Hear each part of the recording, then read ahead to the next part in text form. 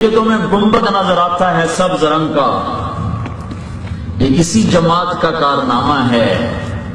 1902 میں سلطان عبدالعزیز بن عبد الرحمن بن سعود من بنی حنیفہ، اس کا تمہیں نسب بتایا ہے، آج کا حکمران بنو حنیفہ میں سے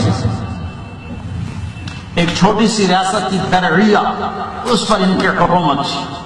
عبدالعزیز بہت نیک آدمی، بہت عظیم بادشاہ، اس نے 1902 میں ریاض کو فتح کیا اور ایک چھوٹا سا ماڈل قائم کیا، اور 1924 میں اس نے مکہ فتح کی اور 1925 میں مدینہ فتح کی اور 1936 میں سارا عرب فتح کر کے اس کا نام رکھا المملکۃ العربیہ السعودیہ، اور 1939 میں وہاں تیل نکل آیا۔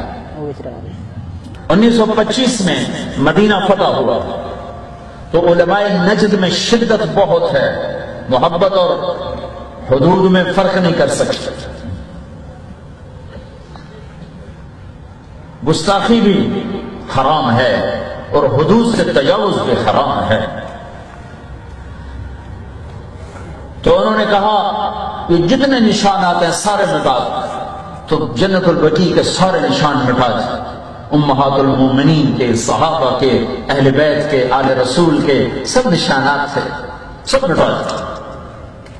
انہوں نے کہا یہ سبز گنبد بھی توڑ دیا جائے، قبر پہ گنبد بنانا منع ہے، اور بالکل صحیح بات ہے، منع ہے، قبر پہ گنبد بنانا منع ہے، تو توڑ دیا جائے۔ جب یہ فتویٰ پھیلا دنیا میں تو اس پہ رد عمل ہوا کہ یہ کیوں توڑا جائے، تو انہوں نے مناظرے کی دعوت دی، تو ساری دنیا سے علماء وہاں جمع ہوئے، تو ہندوستان سے بھی ایک وفد گیا۔ 1925 میں تو ہندوستان تھا، اس میں ایک شخص ہے، اس کا نام ہے شبیر احمد عثمانی، سبحان اللہ سبحان اللہ، وہ اسی دیوبند کا پڑا ہوا ہے۔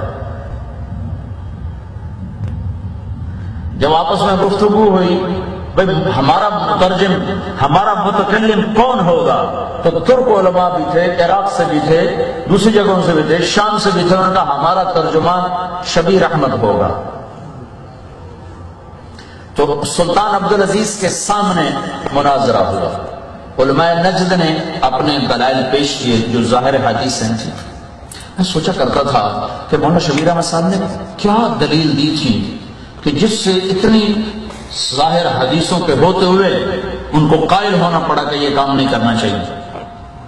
تو پھر مجھے مدینہ میں ایک کتاب ملی، وہاں مجھے ان کا سرا ملا کہ انہوں نے کس حدیث کو بنیاد بنا کر 2 گھنٹے بات کی۔ بخاری شریف کی حدیث ہے بنائے کعبہ، یا عائشہ لولا ان قومک حدیث عہد بالکفر، اے عائشہ تیری قوم جو ہے نا ابھی نئی نئی مسلمان ہوئی ہے، اگر یہ ذرا تھوڑا زمانہ گزر چکا تھا تو میں بیت اللہ گرا کے نئے سرے سے بنا تھا، اس کا فرش نیچے لے جاتا، میں اس کے 2 دروازے بناتا، ایک داخل ہونے والا ایک باہر نکلنے والا، اور میں حکیم کو اس میں شامل کر دیتا، لیکن مجھے خطرہ ہے کہ یہ بگڑ جائیں گے۔ اس حدیث کو بنیاد بنایا اور 2 گھنٹے بات کی، اور علماء نجد ایسے بیٹھے ہوئے تھے سر جھکا کے۔ تو سلطان عبدالعزیز کا عجیب الہندی، ہندی کو جواب دو، ہندی کو جواب دو، کہنے کہ ہمارے پاس کوئی جواب نہیں، کہ پھر ہندی کا فیصلہ صحیح ہے کہ سبز گنبد کو باقی رکھا جائے گا۔ یہ بر صغیر کے علماء کی تو فعل یہ گنبد کھڑا ہے۔ ہاں، اسی قافلے کے آخری افراد میں تھے سرفراز خان رحمت اللہ تعالی علیہ۔